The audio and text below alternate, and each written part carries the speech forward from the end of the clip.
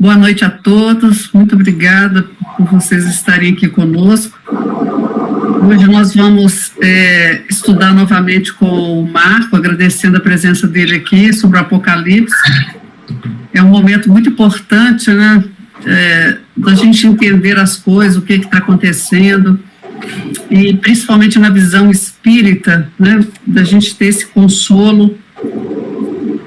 Então nós vamos agradecer a Deus por essa oportunidade bendita do estudo e vamos pedir ao Paulo para fazer a prece para a gente.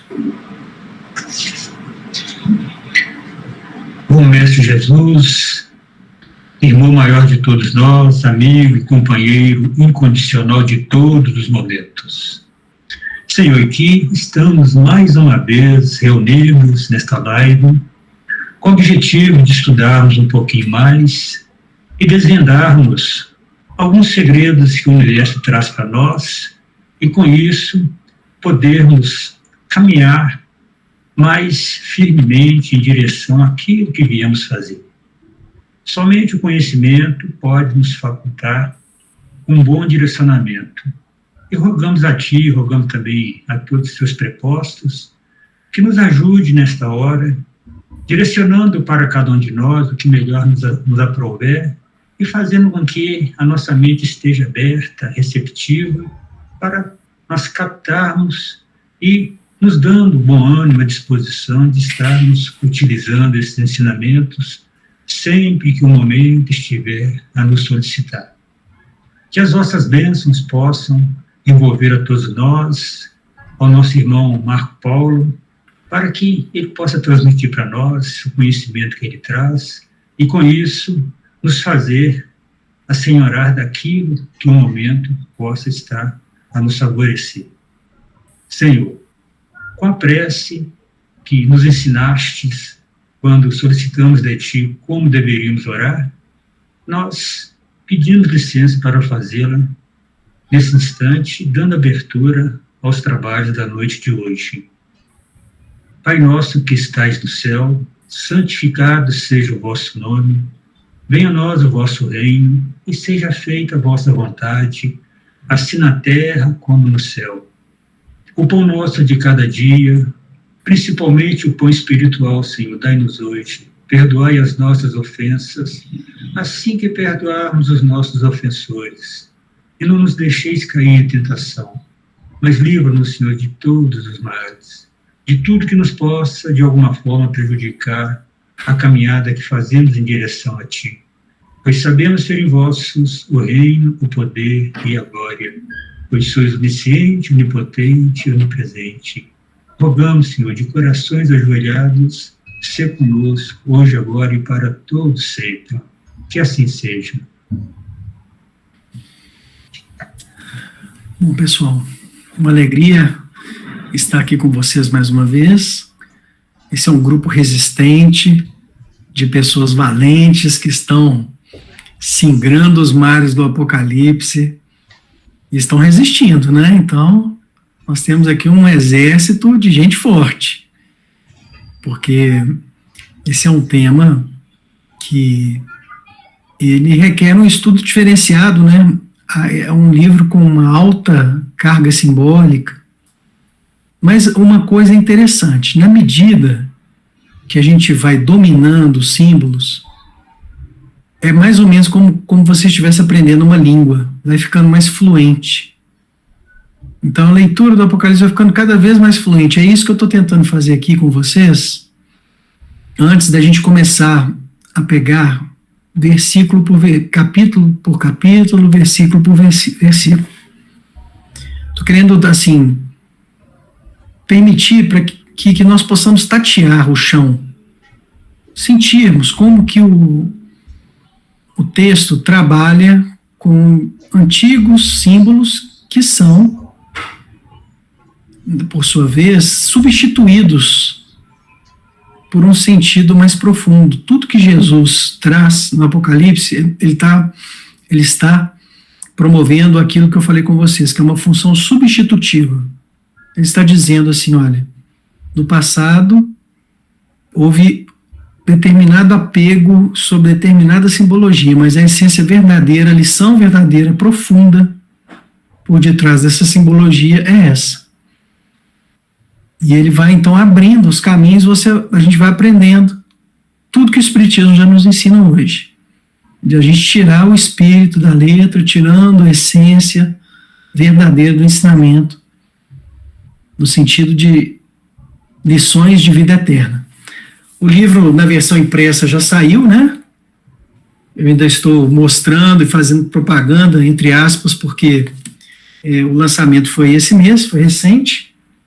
Então, a gente convida quem tiver interesse em aprofundar, para que possa consultar a obra, que é só uma pesquisa, não tem pretensões exaurientes, mas nós tivemos a preocupação, dessa vez, de trazer explicações à luz da doutrina espírita para cada símbolo. Para cada símbolo. Falei lembrar que esse trabalho nosso ele é totalmente filantrópico, como o Espiritismo ensina, não existe nenhuma exploração mercantil. Todos os recursos que são angariados com a venda são revestidos para a Casa de Chico Xavier, lá em Pedro Leopoldo, para o Centro Espírita Sheila também, lá de Pedro Leopoldo, acho que é o Sheila mesmo, está lá na introdução nas notas técnicas, né? Então, o nosso intuito aqui é só de divulgação e de trazermos aí a luz que o Espiritismo já nos faculta. A gente fica tão feliz, né? Quando nós lemos o livro e a gente começa a entender, não dá para ficar guardando a vela debaixo da mesa. Né? A gente tem que trazer para cima para iluminar, para mostrar a gente, olha que maravilha, é esse o sentido. Então, para a gente ainda nessa linha falarmos sobre o modo de lidar com essa simbologia que está lá no Apocalipse, eu peguei um tema muito interessante hoje, vou compartilhar com vocês aqui. Então vamos lá.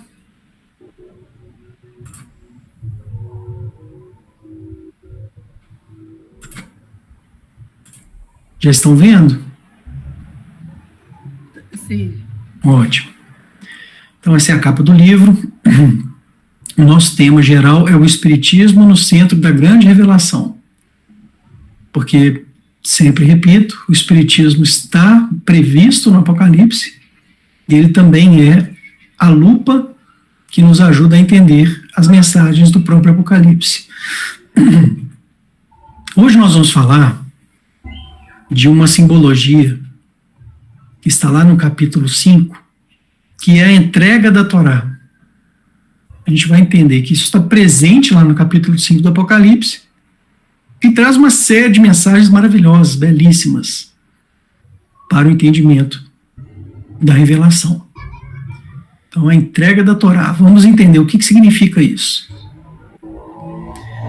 São pequenos trechos que nós vamos estudar e veremos que desses trechos surgem lições maravilhosas.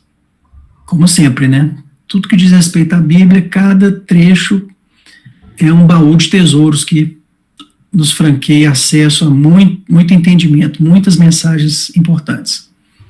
Lá em Apocalipse 5, capítulo 5, versículo 1, é dito: vi depois, na mão direita daquele que estava sentado no trono, um livro escrito por dentro e por fora, selado com 7 selos. Nós vimos no estudo anterior que no capítulo 4 aparece o templo e o trono com Deus, fazendo uma alusão à vinda da Arca da Aliança, que aliás é a conclusão que o texto nos mostra no final do capítulo 11, fechando a primeira grande parte do Apocalipse. Isso nós vimos no encontro passado. Então abre-se a visão do templo e símbolos celestiais são trazidos para a humanidade para a gente entender qual que é a mensagem. Bom, assim que esse templo se aproxima, havia aquele sentado no templo, no trono, e ele vai entregar alguma coisa para o João. Né? Na mão direita daquele que estava sentado, ele é referido no sentido abstrato exatamente porque é uma simbologia para apontar Deus, que não se personaliza, não se personifica da forma como nós entendemos, numa figura humana. E ele traz então na mão direita um livro. Que livro que é esse? Livro naquela época não se semelha aos livros que nós temos hoje. Ele era escrito por dentro e por fora e selado com 7 selos. Vamos lá, na sequência. Na sequência, indaga-se: quem é digno de abrir o livro rompendo os selos? Então a gente sabe que, para entender, em primeiro lugar, para abrir o livro, para você ter acesso ao livro, não é qualquer um. Aqui o trecho já está nos chamando a atenção para o fato de que não é qualquer espírito que vai conseguir abrir o conteúdo desse livro. E é o próprio Cristo que abre os selos. Começa a abertura desses selos lá no capítulo 6. O que é Apocalipse 6, capítulo 6, versículo 1, é a quebra do primeiro selo. Então, quem é digno? Só os espíritos desmaterializados conseguiriam acessar essa mensagem. Usando aqui uma expressão do Kardec: espíritos desmaterializados, aqueles que já venceram as fases evolutivas materiais. Ele veio então receber o livro da mão direita daquele que está sentado no trono. Eu pulei alguns trechos, já estamos lá no versículo 7, eu saí do 2 e fui para o 7. Ele é Jesus. Jesus então se aproxima do trono e Deus entrega para ele esse livro. Não fiquem ansiosos, nós vamos entender tudo. Só percebam o caminhar das imagens. Vamos imaginando as imagens. Deus no trono, um símbolo, entregando para Jesus um livro. Jesus pega esse livro. Bom, vi quando, e aí como eu falei com vocês, Apocalipse capítulo 6, versículo 1, vi quando o Cordeiro abriu o primeiro dos 7 selos, e ouvi o primeiro dos 4 viventes dizer, como o estrondo de um trovão: vem. Então, quem é o Cordeiro? O Cordeiro é o Cristo. Jesus, então, ele abre e quebra o primeiro selo. Eram 7 selos, não é isso? Como que é essa história de um livro com 7 selos? Vou mostrar para vocês daqui a pouco. Lá no capítulo 10, já adiante, são temas correlatos. Eu estou aqui mostrando a linha do desdobramento. Vi depois outro anjo poderoso descendo do céu. Seu rosto era como o sol, e na mão segurava um livrinho aberto. Olha, daquele livro que Jesus recebe lá no capítulo 5, sobra só um livrinho. Mas o que é isso? É muito interessante. Vocês não vão acreditar. E o sentido também é muito bacana. Mas eu quero que vocês entendam. Jesus recebe um livrão. Vamos falar só assim, de maneira figurada, por enquanto. Jesus recebe um livrão e ele vai abrindo os selos, vai quebrando os lacres, até chegar no último, que é o que sobra lá no capítulo 10. E ele já chega para Jesus aberto. Já chega aberto para Jesus esse livrinho. Estão percebendo? Caminhar? Ok. Quando os 7 trovões ribombaram, eu estava para escrever. Eu quem? João. Então, vem a imagem dos 7 trovões, que a gente vai entender. A gente até sabe o que significa. Quem está nos acompanhando aí já sabe. Mas ouvi do céu. Então, veja só, antes de avançar. João ouviu os trovões, entendeu os trovões. Olha só, o trovão comunicou para ele. Por que o trovão comunica alguma coisa? Porque a gente sabe que o símbolo dos trovões é a voz de Deus falando, trazendo revelações, comunicações. Tanto ele entendeu que vem a frase seguinte: eu estava para escrever. Então eu ouvi os trovões e comecei a psicografar. Mas ouvi do céu uma voz que me dizia: A voz virou para ele e disse: guarda em segredo, guarda. Não escreve isso aí. Segura. Guarda em segredo o que os 7 trovões falaram, e não o escrevas. Guarda em segredo. Isso aí não é para você escrever agora. Ok? Vejam só. O que é? Qual é esse conteúdo? É o conteúdo do livrinho. Então, o livrão foi sendo desdobrado, chegou até o livrinho do capítulo 10. No 5 era o livrão, ele foi sendo desdobrado ao longo do Apocalipse, vira o livrinho do capítulo 5. O João acessa o conteúdo do livrinho no capítulo que está mencionado no capítulo 10 e começa a psicografar, mas o Espírito não deixa. Ele fala: isso aí você vai guardar. Por quê? Porque não é para agora, na sequência.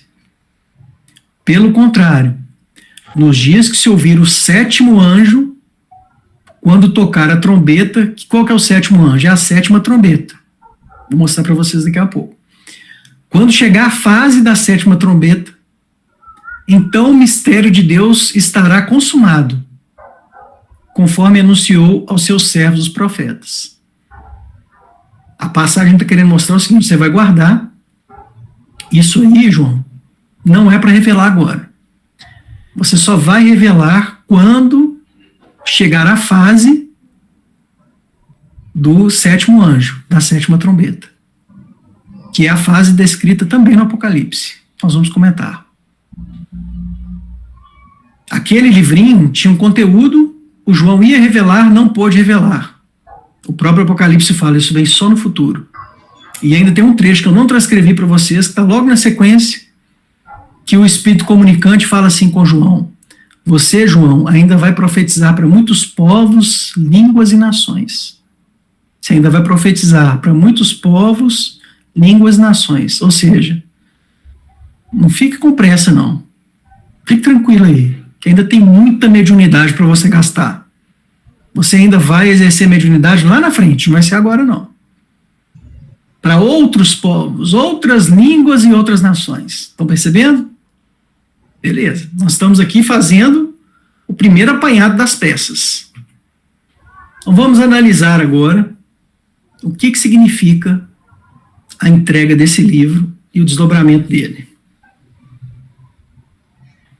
Vi depois na mão direita daquele que estava sentado no trono um livro escrito por dentro e por fora e selado com 7 selos. Vamos imaginar, ou melhor dizendo, vamos recorrer aos melhores estudiosos entender como que funcionava esse livro? Então vejam a imagem. É essa aqui. Esse é um desenho feito pelo nosso amigo Tiago Panegassi. Está lá no nosso livro. Nós tiramos da nossa cabeça? Não. Os melhores estudiosos explicam que essa é a forma do livro que João está visualizando. Ele é um livro, não é um livro só, o mesmo livro fechado com 7 selos, não. São 7 rolos, um dentro do outro, cada um fechado com um selo.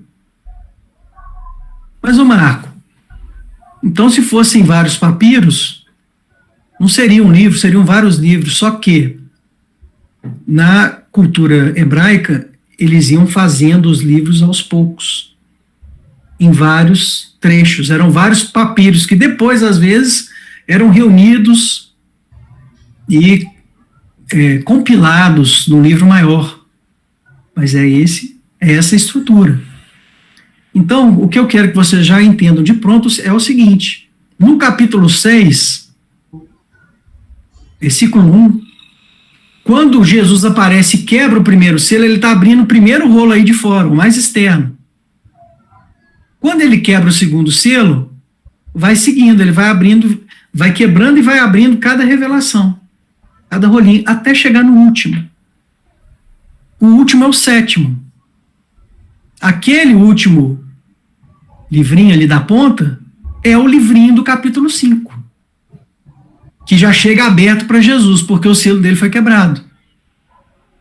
Beleza? Aliás, perdão, já chega aberto, né? Para o anjo e João vê o conteúdo dele. Também para João já chega aberto ao seu conhecimento. E não é permitido que ele revelasse aquilo que ele viu e entendeu e compreendeu naquele instante.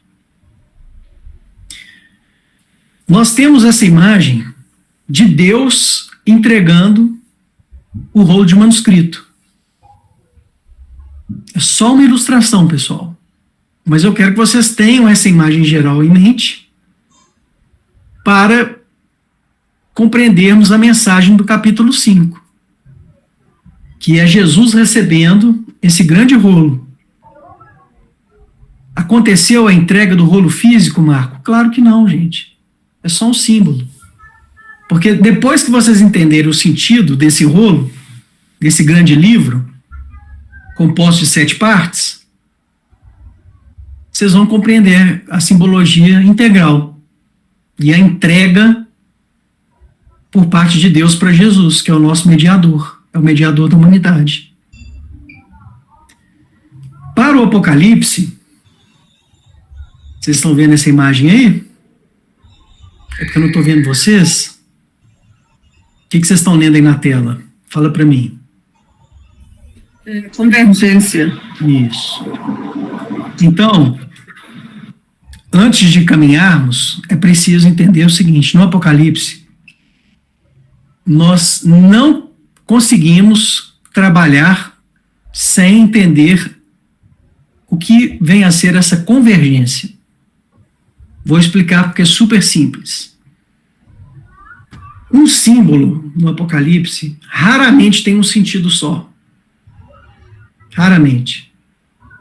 Geralmente, um símbolo do Apocalipse ele tem vários ângulos. E todos eles estão presentes nas Escrituras. Então, eles se unem, eles convergem formando imagens maiores. Okay? A gente até comentou isso no último encontro, a propósito da pergunta que foi feita por um amigo aqui do nosso grupo. Então, o que eu quero explicar para vocês é, isso é um pressuposto para entendermos o Apocalipse e é também um requisito para a gente entender, um requisito para entendermos o livro do capítulo 5, esse livrão que Jesus recebe. Por quê? Porque vocês vão ver que nele convergem várias mensagens, são várias setas apontando várias mensagens chegando no mesmo núcleo. O que significa dizer, em outras palavras, que esse grande rolo de manuscrito que Jesus recebe tem vários sentidos importantes, todos eles são importantes. Isso aqui vale para o Apocalipse todo. Nunca esqueçam a regra da convergência de símbolos. E aí eu vou começar a mostrar para vocês o início da convergência. Só o início. Depois a gente vai caminhar no aprofundamento maior, hoje mesmo. Mas para começar, 3 passagens convergindo no livro. Então vamos lá. Apocalipse capítulo 4, versículos 1 e 2. Depois disso tive uma visão. Havia uma porta aberta no céu.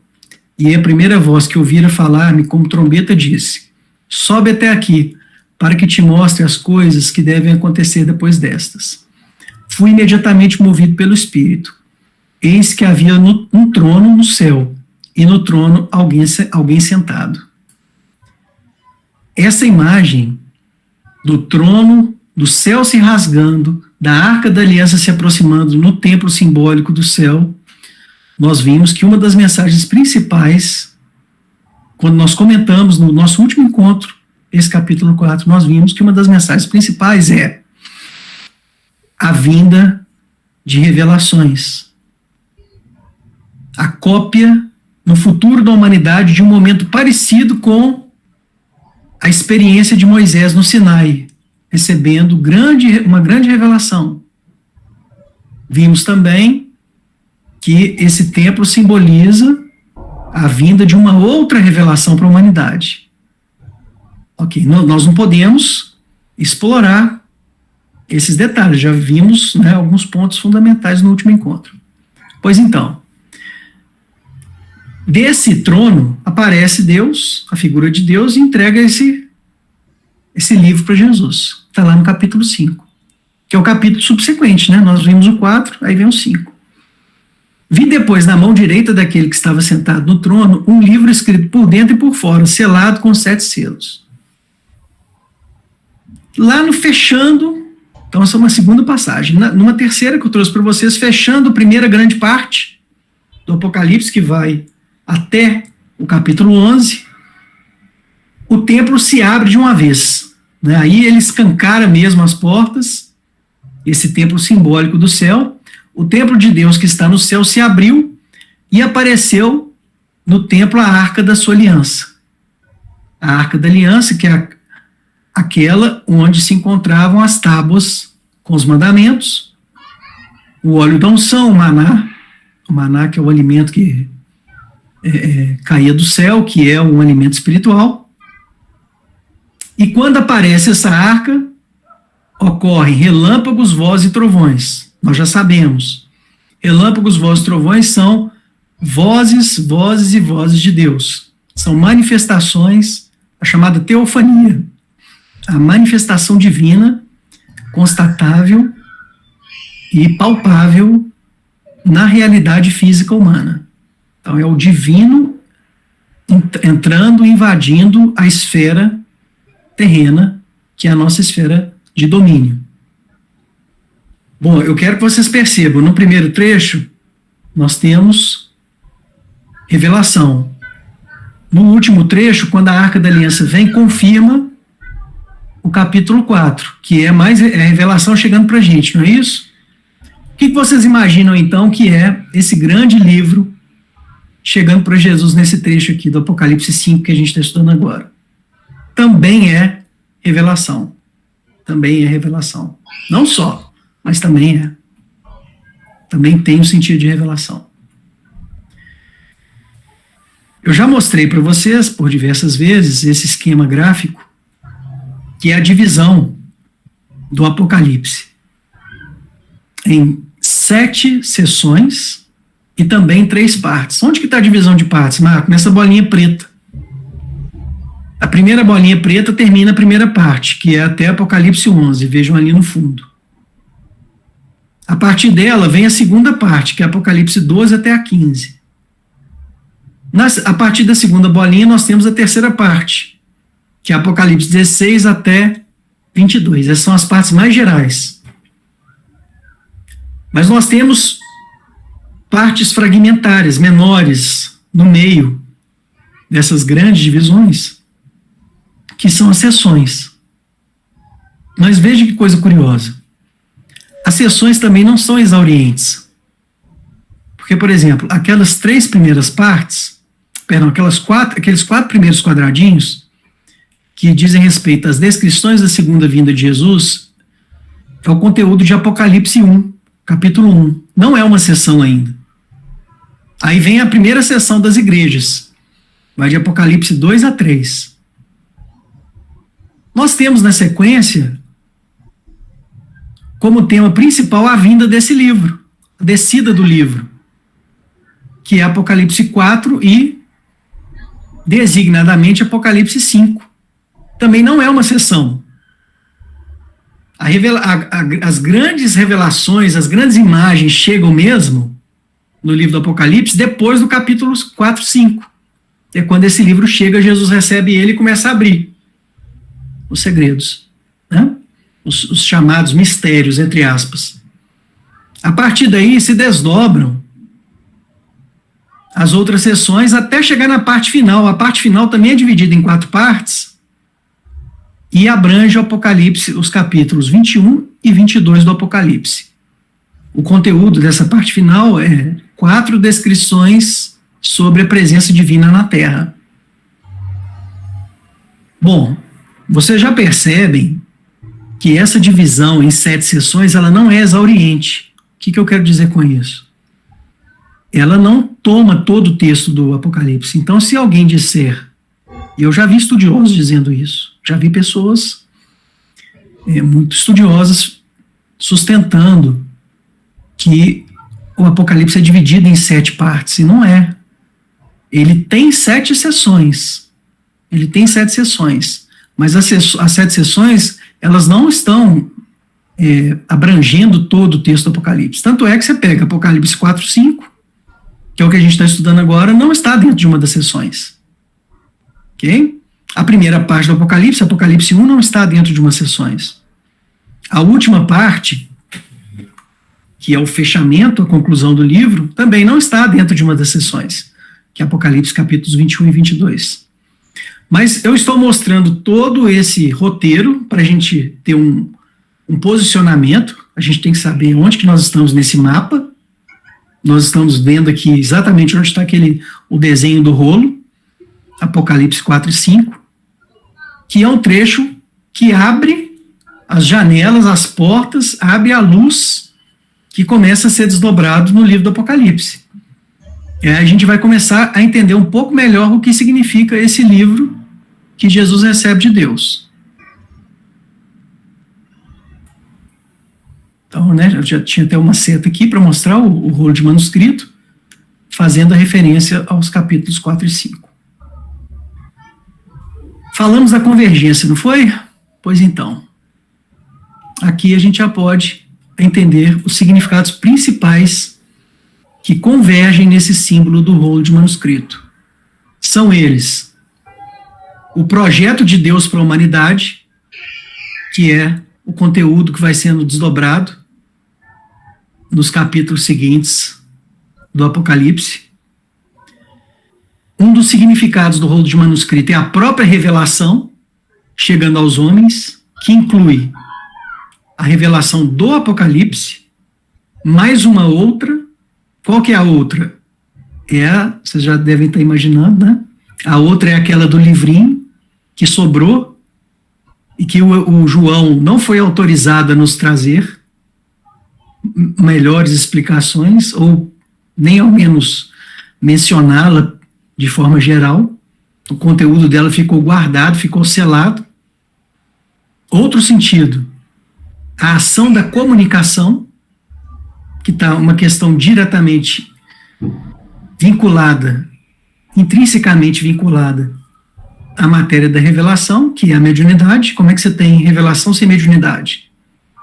Então, a própria entrega do rolo, Jesus é o mediador entre os homens, né, e Deus. Jesus é o único mediador de Deus que a gente tem. O único espírito superior que a gente conhece que media Deus é Jesus. Então ele é a grande ponte entre nós e Deus.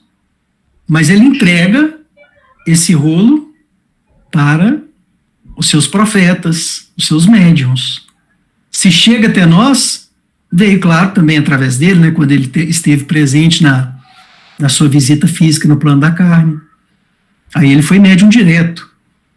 Mas ele também recorre, e como recorreu, aos profetas do Velho Testamento, do período intertestamentário, aos médiuns da atualidade. Então a gente sabe que esse rolo, e a gente vai entender isso melhor daqui a pouco, esse rolo também representa a ação da mediunidade. Se você entende a teoria geral da mediunidade, você tem uma compreensão muito melhor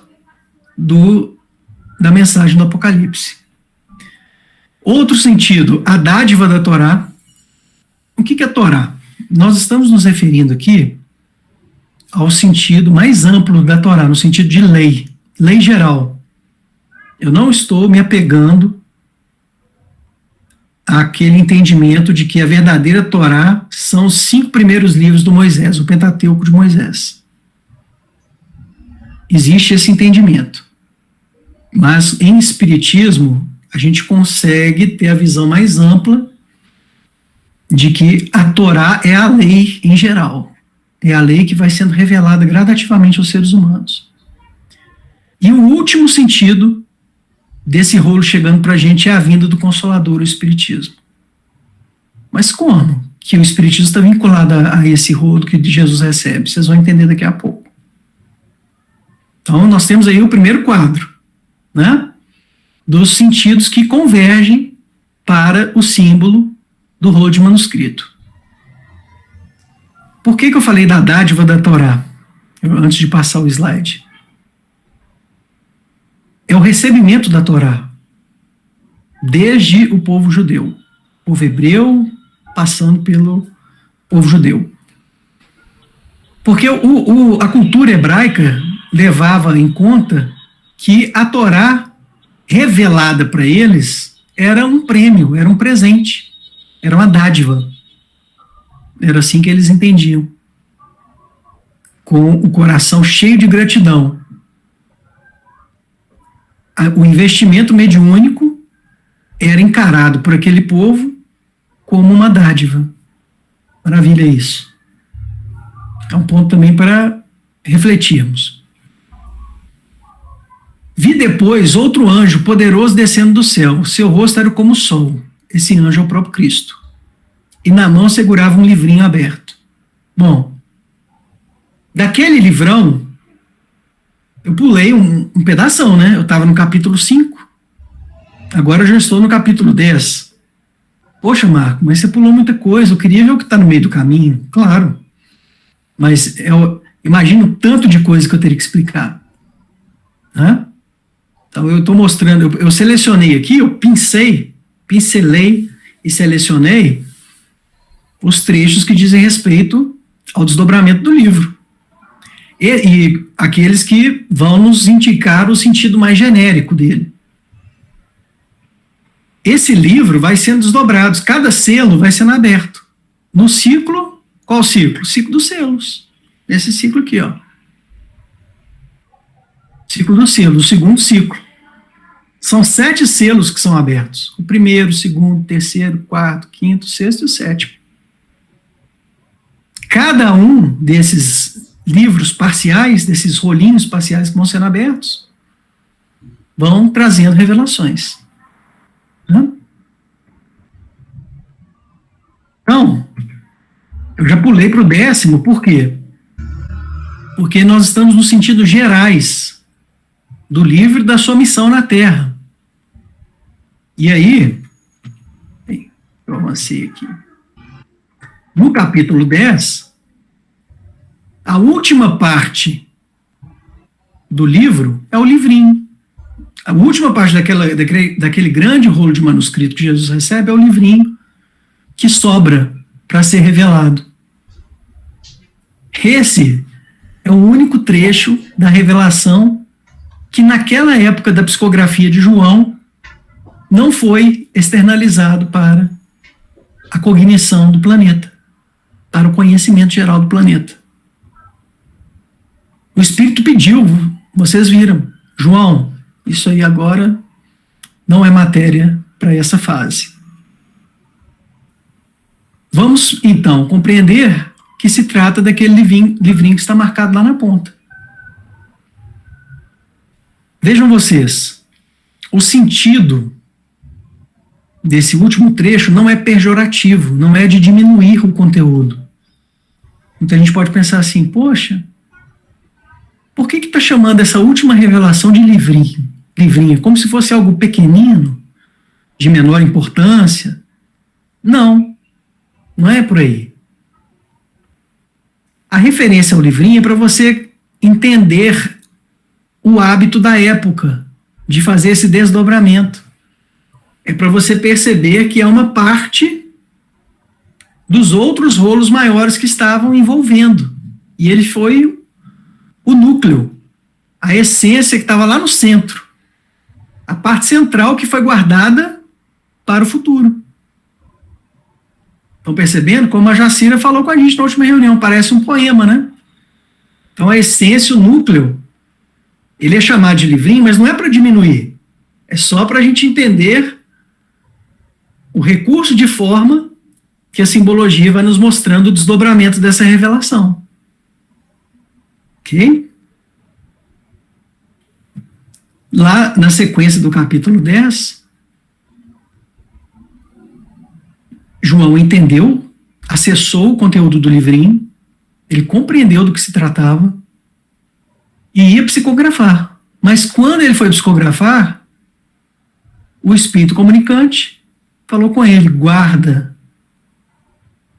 Esse verbo, ele é o mais adequado do hebraico. Guardar é reservar para o futuro. No próprio Êxodo, existe uma previsão de algo que seria guardado para o futuro. A vinda do príncipe das faces, um dia nós vamos estudar. A vinda do príncipe das faces, que está lá em Êxodo. Mas aqui também, no Apocalipse, o termo, no seu sentido adequado, próprio do hebraico, é guarda mesmo, guarda, reserva. Isso não é para agora. Isso vai ser apresentado, trabalhado, desenvolvido no futuro da humanidade. Como que eu sei que é para o futuro? Porque no próprio Apocalipse 10, o Espírito fala que João ainda profetizaria no futuro para muitas nações, línguas e povos, e porque também no início do capítulo 4, nós vimos que a voz que se manifesta no início fala com João. Anota as coisas que vão acontecer. Então, tal como está no início do capítulo 4 e também no capítulo 1 do Apocalipse, a gente sabe que o conteúdo do Apocalipse são de eventos futuros. Eventos futuros. Então, ele fala, guarda em segredo o que os 7 trovões te falaram. O que são esses 7 trovões? É um símbolo judaico das 7 vozes de Deus. Essa interpretação está na cultura tradicional dos judeus, não está na Bíblia. Existem algumas passagens da Bíblia que mostram essas 7 vozes em atuação, mas não de maneira tão explícita.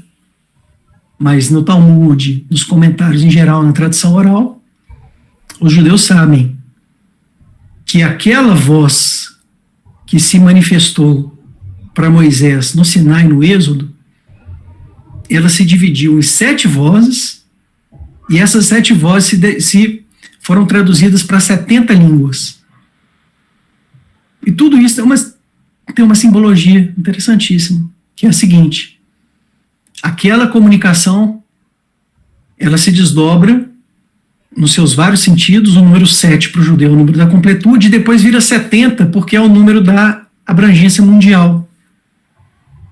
E os judeus explicam que, na verdade, aquela revelação estava chegando para o mundo inteiro, por isso que depois ela se divide para 70 línguas. Ok? Então, essas 7 vozes, ela está só nos chamando a atenção para aquele entendimento antigo, de que são as 7 vozes de Deus que se manifestaram no Sinai. A mesma maneira, com o mesmo teor, com a mesma intensidade, com a mesma importância da revelação, da primeira revelação de Moisés. Ok? Então ele ouviu esses 7 trovões e o Espírito comunicante pediu para ele: não escreva, não escrevas. Não é para agora, segura.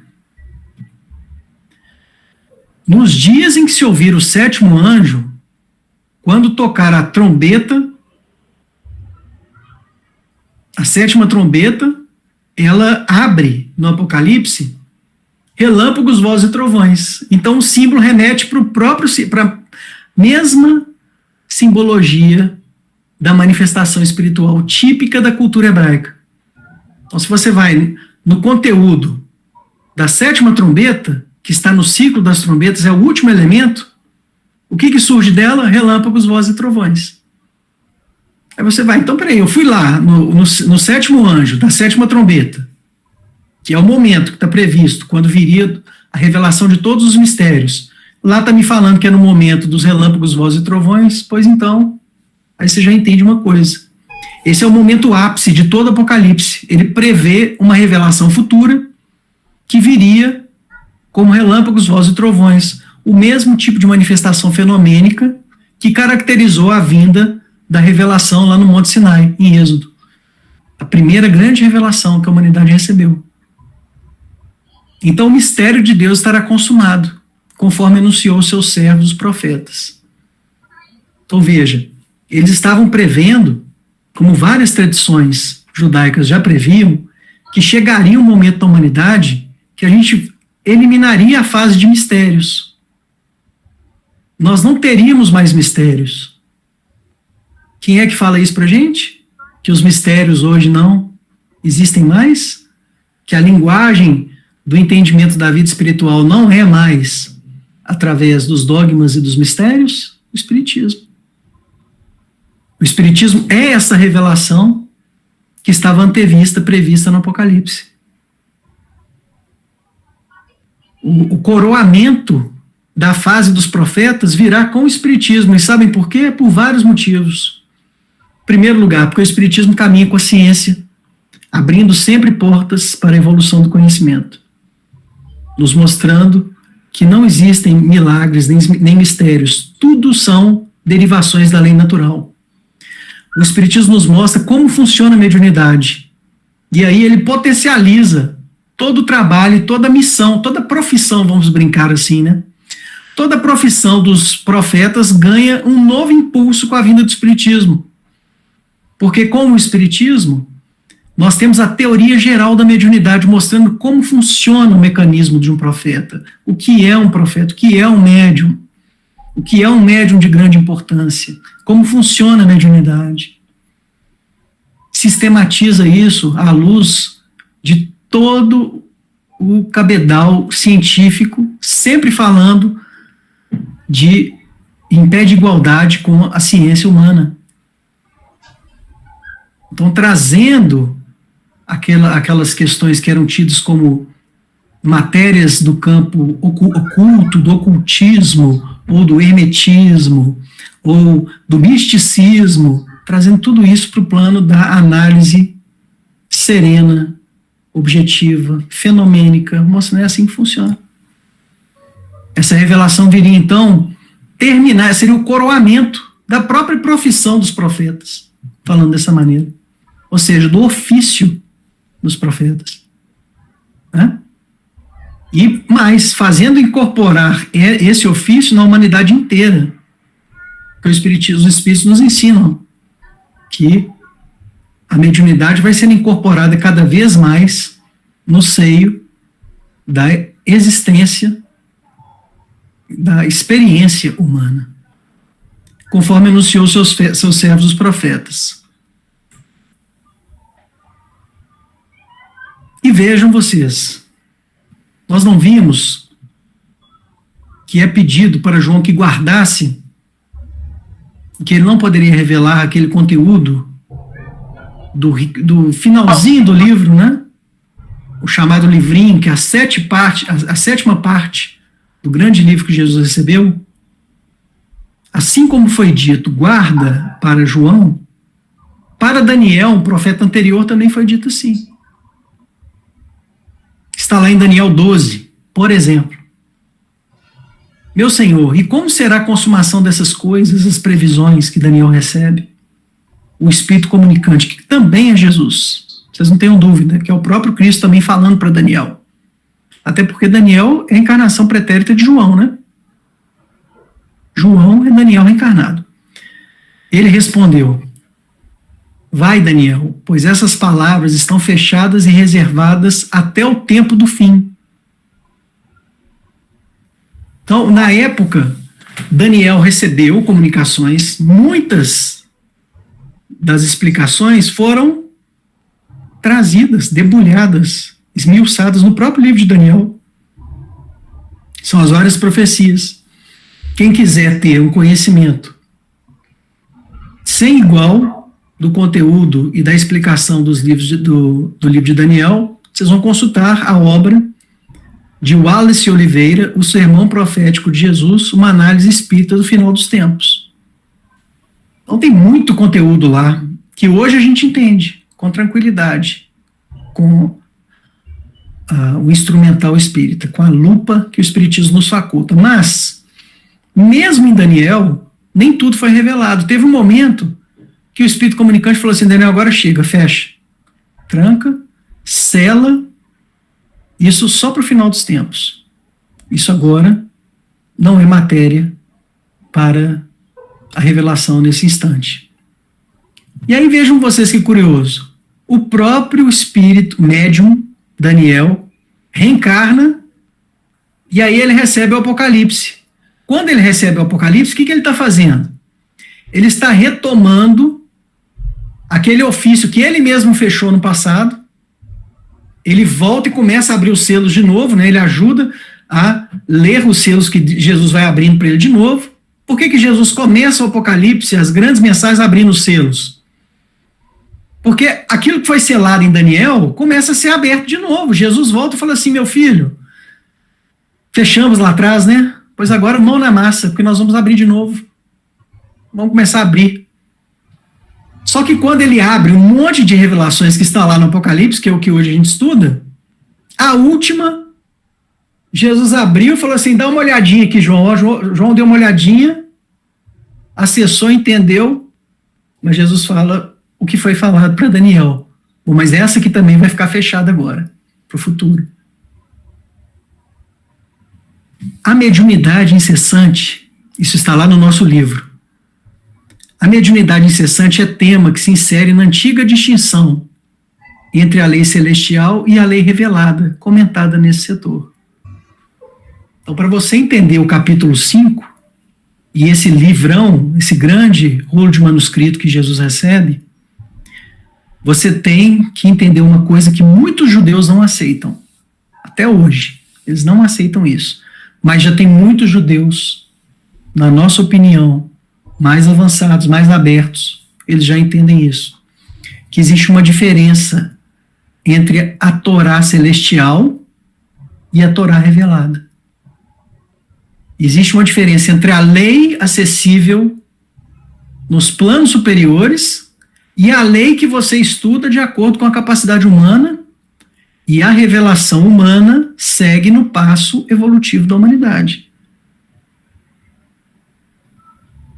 Sobre este ponto, continuando no trecho que está lá no nosso livro, na nossa pesquisa, sobre este ponto é importantíssima a clássica distinção entre a Torá celestial e a Torá revelada, apresentada aos homens parcial e gradativamente. Aquela, a Torá celestial, é suprema, pré-existente às construções materiais, enquanto esta, a Torá revelada, é dada de acordo com as capacidades humanas. Conforme ensinava o Rabi Nachman, a Torá tem 2 níveis, o revelado e o oculto. E este nível oculto é a futura Torá do ancião oculto, que será revelada no futuro messiânico, quando virá o Messias. A gente sabe, né? Que o Messias já veio, mas ele previu uma segunda vinda. Jesus falou: eu vou voltar de novo, vou mandar o Consolador. Kardec entendeu no livro A Gênese que a segunda vinda é a vinda do Consolador, que é o Espiritismo. Interpretando todo aquele caldo de cultura da época, eles entenderam: olha, existe a Torá lá do plano espiritual, mas existe aquela que vai chegando para a gente aos pouquinhos, mas virá no futuro um pacotão. A gente vai receber uma atualização no futuro que vai ser assim, espetacular. E quando essa Torá do ancião oculto for revelada, haverá uma paz maravilhosa no mundo. Só um detalhe, tá? Esse ancião é previsto lá no Apocalipse. O ancião de cabelos brancos é uma outra descrição do próprio Cristo. Por que ele é referido no Apocalipse como o ancião dos cabelos brancos? Uma das várias descrições. Porque o Apocalipse está querendo dizer o seguinte: lembra das previsões antigas? Que viria um Messias, um ancião oculto, de cabelos brancos, experimentado? Pois é. Nós estamos falando da conclusão dessas revelações que viriam. E quando essa Torá do ancião oculto for revelada, haverá uma paz maravilhosa no mundo, porque a terra será preenchida com o conhecimento do Senhor. E aí é citado um capítulo de Isaías, porque é como se fosse uma midrash, uma interpretação desse trecho de Isaías. Mas essas interpretações sempre abrem algumas janelas a mais para a gente entender qual que é o sentido, né? Então vejam, nas previsões, isso aqui é super antigo, gente. Segundo essas previsões antigas, quando viesse essa nova revelação, haveria uma paz maravilhosa no mundo. A Terra seria preenchida com conhecimento pleno. O que o Espiritismo hoje vem fazer? Trazer o conhecimento pleno dos chamados mistérios antigos. Mas, ô Marco, não revelou tudo ainda, mas já é pleno, sabe por quê? Porque o Espiritismo fala o que ainda a gente não tem condição de entender agora, as portas e as chaves serão abertas no futuro. Então, a plenitude do acesso e do domínio de como isso funciona, a gente já tem. Né? E cada vez mais nós abriremos novos ângulos de conhecimento. As fontes talmúdicas, vejam isso, como que alguns judeus conseguiram entender coisas que só agora no Espiritismo faz mais sentido, ou faz o sentido total para a gente. As fontes talmúdicas assumem uma hierarquia de diferentes formas de revelação, variando da inspiração do Espírito Santo. O sentido do Espírito Santo para o judeu é totalmente diferente daquele que foi criado pelo cristianismo oficial, tá, gente? Variando da inspiração do Espírito Santo à própria profecia. E na profecia existem diferentes graus, dos quais a profecia de Moisés representa o mais alto. Então vejam o seguinte: pasmem os senhores. Muitos judeus já sabiam que existe uma gradação mediúnica. Você tem mediunidade nível 10, você tem mediunidade nível 7, você tem mediunidade nota 5, você tem mediunidade muito fraquinha, nota 0,5, mediunidade 1, nota 1. Isso é fundamental para você fazer uma leitura adequada, sábia, das escrituras antigas. Tem gente, infelizmente até no meio espírita, que tenta passar uma régua, nivelar como se tudo fossem revelações do mesmo valor mediúnico. Não são. São. Existem profetas do passado que eles capengaram um pouco para conseguir trazer a mensagem, a mensagem não ficou tão nítida. Outros profetas são muito mais claros, porque é o nível da mediunidade, o nível do estado espiritual do médium, no momento em que ele procedeu à comunicação mediúnica. Então, nós temos que considerar todos esses fatores. A teoria geral da mediunidade hoje nos abre todo esse campo. Não dá para querer colocar no mesmo pé de igualdade o que é a opinião do Paulo, que está nas cartas do Paulo, com os ensinamentos do Cristo, gente. Existe uma hierarquia, ó. Tá vendo? Os judeus estão falando, gente, existe uma hierarquia de formas de revelação. A gente pode colocar em termos espíritas, existe uma hierarquia de mediunidade. Nós temos níveis. Bom, mas o que isso tem a ver com o tema que a gente está estudando aqui hoje?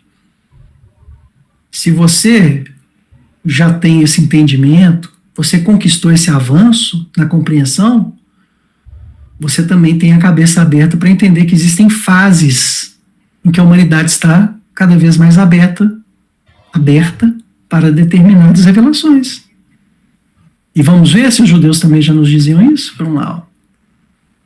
Às vezes, a manifestação divina ocorre em uma visão, ou em um sonho, ou através da mediação de um anjo. Mas Moisés fala com Deus face a face, sempre que deseja. São construções explicativas que eles fizeram com base no que foi colhido da mediunidade do passado. Mas com a luz do Espírito a gente entende muito bem o que eles estão querendo dizer. Veja isso aqui, olha. Você tem manifestação que às vezes vem em sonho, uma revelação, nível 1, 2, 7. Né? Às vezes você tem uma mediação de um anjo. O que é mediação, gente? Os judeus aceitavam a mediação dos profetas. Os profetas eram mediadores, eles eram médiums. Eles eram médiums.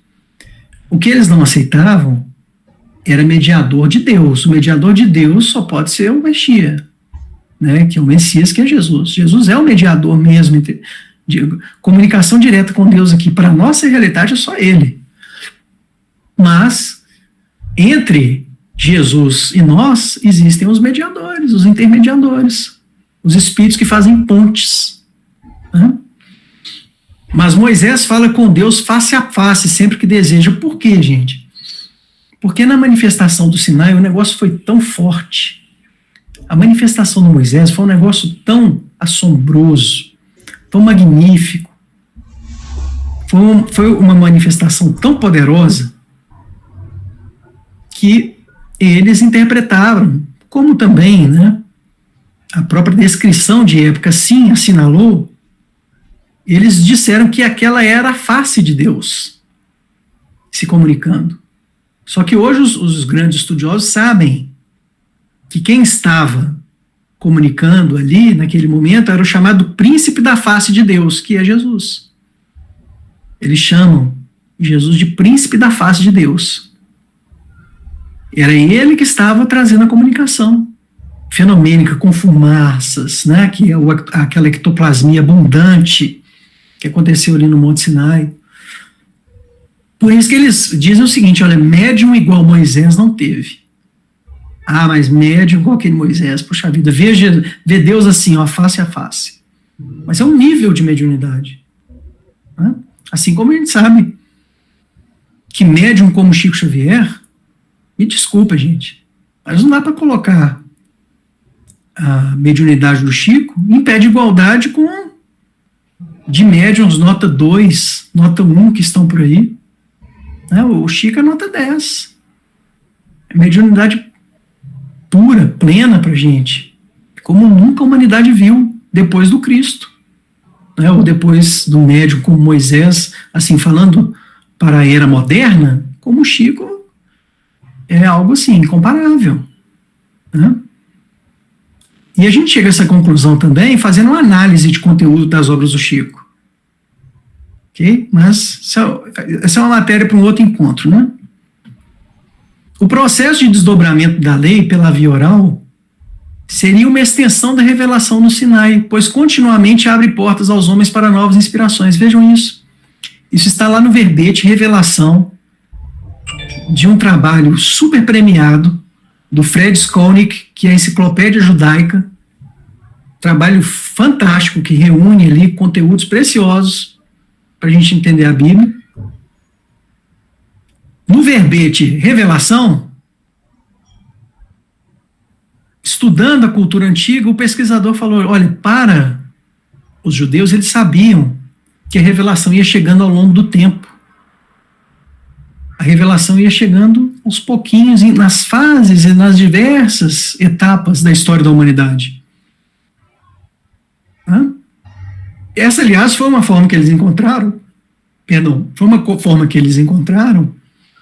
para explicar como era possível, através da tradição oral, você ter revelação. De repente, eles estavam estudando uma passagem, ficavam inspirados mediunicamente, e aí tinha lá, por exemplo, o espírito de Léo, soprando, não, vem cá, meu filho, a interpretação certa é essa. Aí, pela inspiração, mediunidade de inspiração. Mesmo depois da morte de um profeta, mediunidade ainda chegando para eles. Né? Então, aqui nós estamos vendo exatamente a mesma sequência mediúnica, que é aquela mediunidade incessante, que começa com o capítulo 5 do Apocalipse. Quando ele culmina naquela parte final do livro, que é o chamado livrinho, a 7ª parte, que ia ficar guardada para o futuro. Para qual momento? Para o momento da grande revelação que o Apocalipse prevê.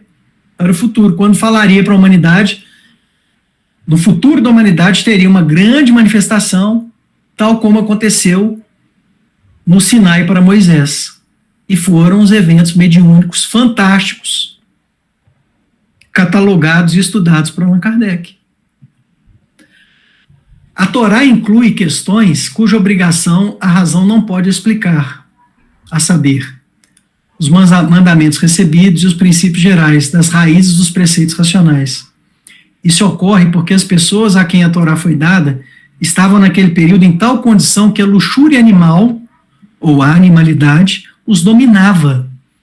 E eles eram muito fracos em seus conhecimentos e faculdades perceptivas, para entender muitos dos preceitos racionais. Vejam aqui um estudo de um estudioso, de um judeu, falando o seguinte, olha, existem revelações lá na Torá que a gente não sabia, a gente não sabe explicar. E os homens daquela época não souberam explicar. Por quê? Porque eles ainda eram muito primitivos. A evolução. As linhas cristãs da atualidade negam a evolução do espírito. Muitas linhas judaicas negam a evolução, mas aqueles mais estudiosos entenderam. A evolução da humanidade é a revelação paulatina, ao longo das etapas. Outro sentido desse rolo é a chamada dádiva da Torá. Aquele momento, que é constituído de vários dias, em que Moisés recebe a comunicação na região do Sinai, é chamada como o dia da entrega da Torá, ou da lei, no sentido amplo, ou o momento da dádiva da Torá, do presente, em que os homens recebem luz. Porque a palavra Torá vem, na raiz dela está orá, que é luz. A lei é luz. Do hebraico, Torá, a lei é a própria luz, é a luz chegando e iluminando os seres humanos. Então, quando nós percebemos Jesus colhendo aquele rolo das mãos de Deus, é um símbolo mostrando a missão dele de trazer luz para o mundo.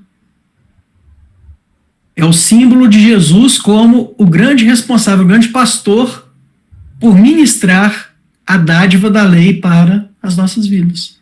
É um outro símbolo. O mais amplo, né? A entrega da Torá no Sinai é por vezes descrita como a celebração de um casamento. É a aliança. Por isso que no final do Apocalipse, a Nova Jerusalém, que é também um símbolo, é o símbolo da humanidade redimida, transformada, vencendo a fase de regeneração, segundo Chico Xavier também nos relata,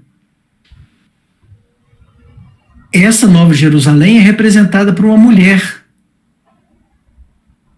toda preparada, vestida, bela, para receber seu marido, que é o Cristo. Seu esposo é o Cristo, ou seja, é a humanidade casando com Jesus. Então, nós vemos que o recebimento da Torá, chegando em mais uma etapa da humanidade, vai preparar caminho para aquele casamento final. Todos esses símbolos convergem. Estão percebendo? Isso aqui é uma interpretação contida no Talmud.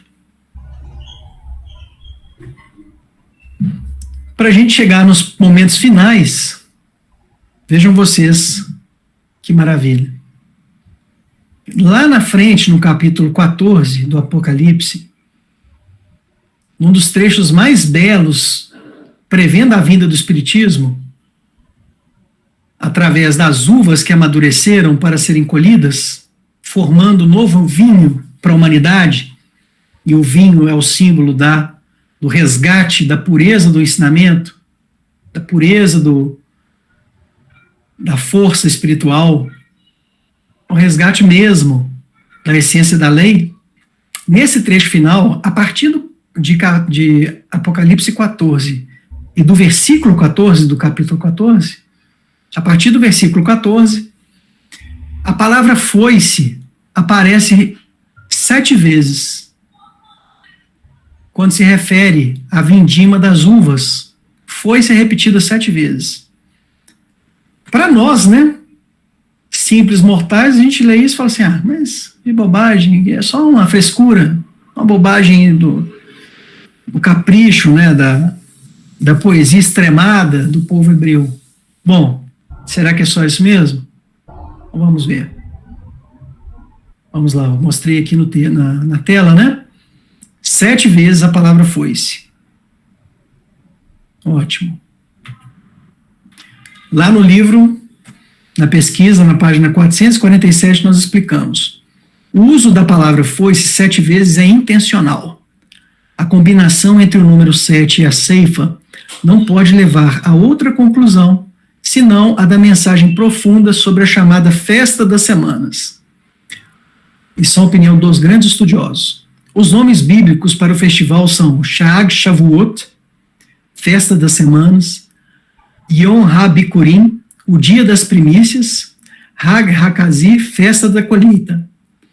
A data também ficou conhecida pelo título de origem grega Pentecoste, que se refere a 50 dias, especificamente ao 50º dia. O termo mais utilizado para designar a festividade é Shavuot. Shavuot significa semanas. Então são 7 semanas, totalizando 49 e culminando no dia 50, quando se comemora então, a festividade do Shavuot. Bom, o que isso tem a ver com esse rolo de manuscrito que chega do céu? Vocês verão.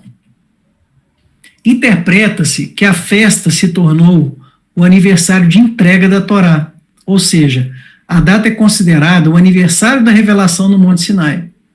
Então vejam vocês, eu já falei com vocês que são muitas as setas do Apocalipse, sempre apontando para a vinda de uma nova revelação. Essa é mais uma delas. A repetição da foice 7 vezes, lembrando a festa das colheitas, que é o Shavuot. Então vejam vocês.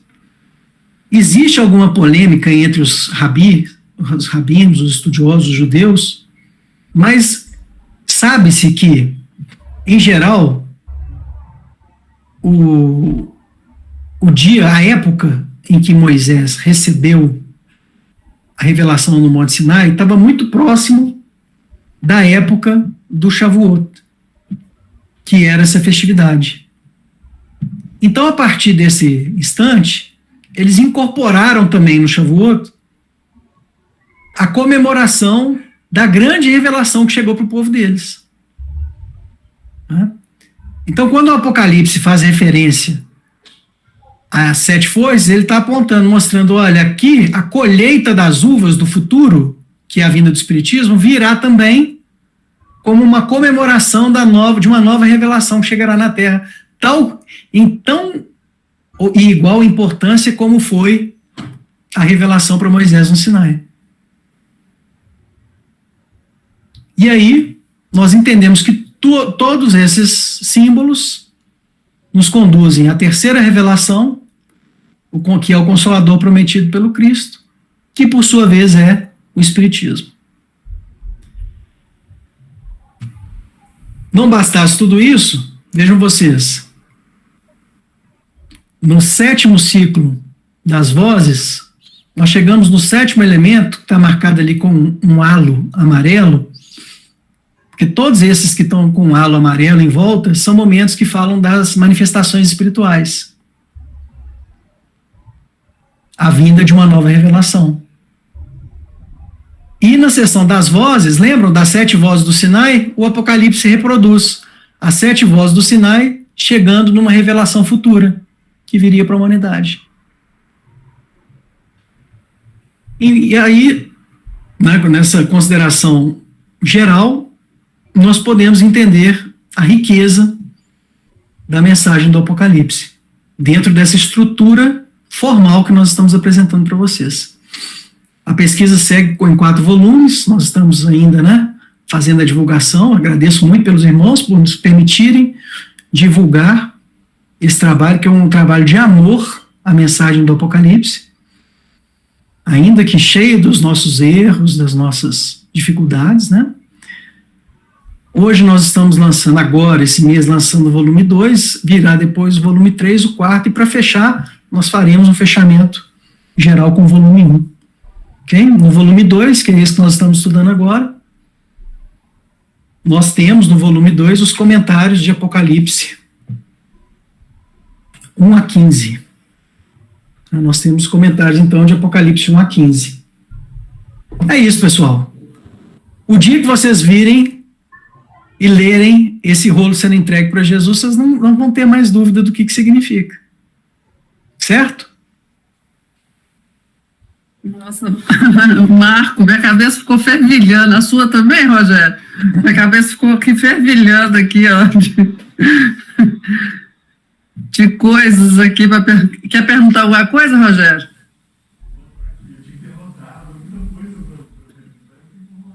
Estou te ouvindo, não.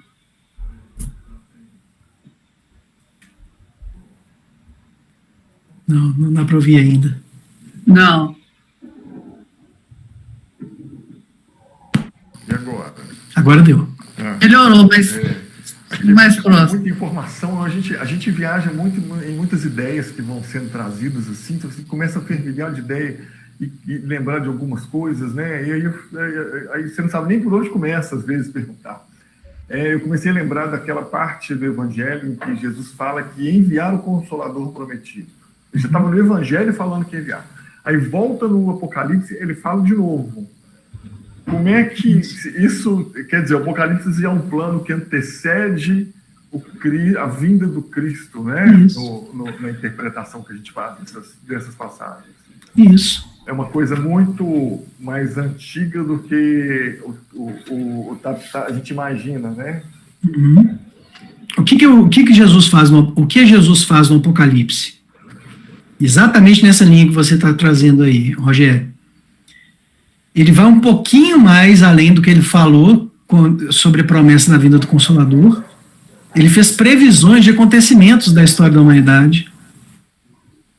Ele estava falando como que seria a semeadura e a colheita na história dos caminhos humanos. Ele previu nessa jornada uma grande traição da humanidade sobre os ensinamentos, e efetivamente houve, porque se o cristianismo hoje está praticamente morto, que a gente pensa assim, não, cristão a gente conta nos dedos em número, não é em número. Cristão você conta em qualidade. Então, o cristianismo, a palavra de Emmanuel, foi quase obstruído. Se você ler o livro Emmanuel, de Emmanuel, tem o título Emmanuel, ele vai falar, olha, o cristianismo prático quase morreu. Ele quase morreu na mão das pessoas que utilizaram e usufruíram dos ensinamentos do Cristo em benefício próprio. Então, essa grande traição, que é chamada apostasia, está prevista no Apocalipse. Jesus, ele já se antecipa, ele fala assim, olha, vocês vão abusar disso aqui, que é algo santo, vocês pensam que eu não sei? Pois eu vou contar para vocês aqui, que eu já estava sabendo tudo que vocês iam fazer. E ele conta, inclusive, as fases. A fase das cruzadas, ele fala da fase da Inquisição, previsto, com riqueza de detalhes. E aí ele fala da vinda dessa nova revelação que viria, se você ler o Apocalipse, eu estou pegando alguns textos aqui para a gente estudar, mas o Apocalipse mostra que quando viesse essa nova revelação, ela ia promover uma purificação, uma lavagem de todos esses desvios do passado.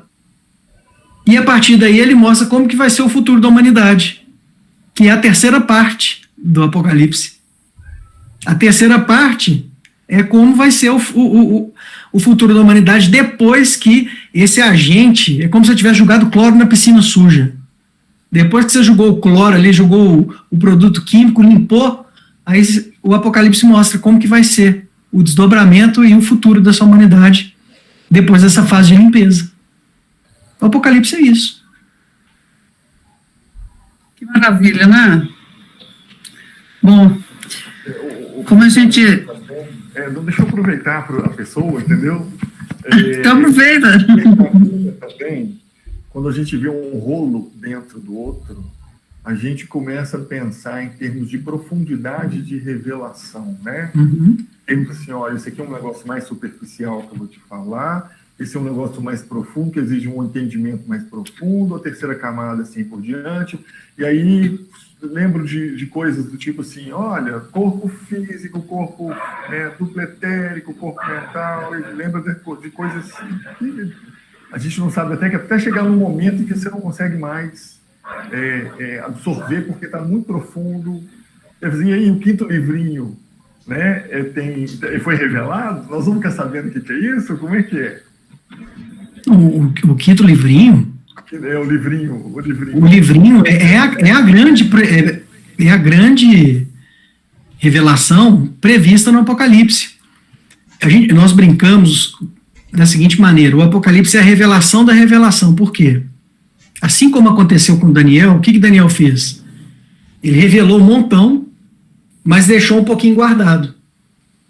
O Apocalipse revela um monte de coisas, mas guarda coisas para o futuro. O que ele guarda é uma outra revelação que viria. Essa outra revelação, que é o sétimo, né? É o último livrinho, que está lá no Apocalipse 5. Esse último conteúdo é o próprio Espiritismo. É o próprio Espiritismo. Que também guarda muita coisa que vai ser revelada para nós ainda, né? Guarda. Parece um abrir constante de portas para algo que vai estar sempre acontecendo e se renovando. Isso. E é uma revelação, vai vir uma outra, e depois que você absorver essa outra, você tem uma outra, e você dá a sensação que como é que fala? A boneca russa, né? Só que infinita. Por isso que o capítulo 5 do Apocalipse, um dos temas gerais principais dele é a mediunidade incessante, a mediunidade que nunca tem fim. Que nós vamos sempre estar crescendo sob os ombros de gigantes. Nós estaremos sempre aprendendo sobre ombros de gigantes. Sempre com concurso de grandes espíritos que já passaram pelas fases que a gente ainda há de passar, nós vamos aprendendo a nossa jornada. Muito bom. Lindo isso, né? É, fantástico, né? Fantástico. Falei que é poético, né? É poesia pura, mas é aqueles poemas difíceis de entender, né? A gente tem que ir estudando cada estrofe direitinho para poder entender o sentido. Ok? Bem, a gente quer te agradecer muito, Marco, pela paciência, né? Porque nós somos aprendizes mesmo Vocês estão de parabéns. do Apocalipse. Duas semanas, né? Uma semana atrás da outra de Apocalipse, assim, na veia, vocês estão fortes. E foi muito bom, e a gente quer agradecer a Deus nesse momento por essa oportunidade. Quando você falou de Moisés, aí depois Moisés vem como João, né? O Batista, isso. E Jesus fala, né, que na Terra o homem, né, filho nascido, né, de mulher, não tinha ninguém em grau maior. Aí a gente entende essa potência de Moisés, né, que depois ele reencarna como João Batista. Então a gente vai entendendo assim as falas de Jesus, as situações, é maravilhoso isso. Então vamos agradecer a Jesus, né, por essa oportunidade dessa terceira revelação, e vamos pedir o Rogério para fazer a prece final para a gente, colocando o microfone bem próximo, viu, Rogério? Porque seu som está muito baixinho. Tá bom. Tá ouvindo? Sim. Sim.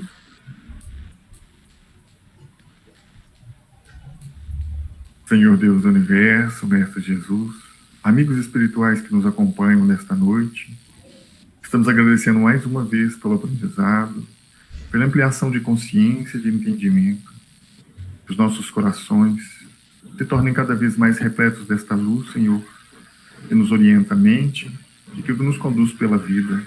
Nossa, tão grande é o teu ensinamento, quão profundo a tua realidade, e quão capaz é Senhor, de nos orientar ao longo de todos esses séculos. Obrigado, Jesus. E saibamos estar com o Senhor, assim como o Senhor tem nos guiado através de todos esses séculos, agora e sempre. Assim seja.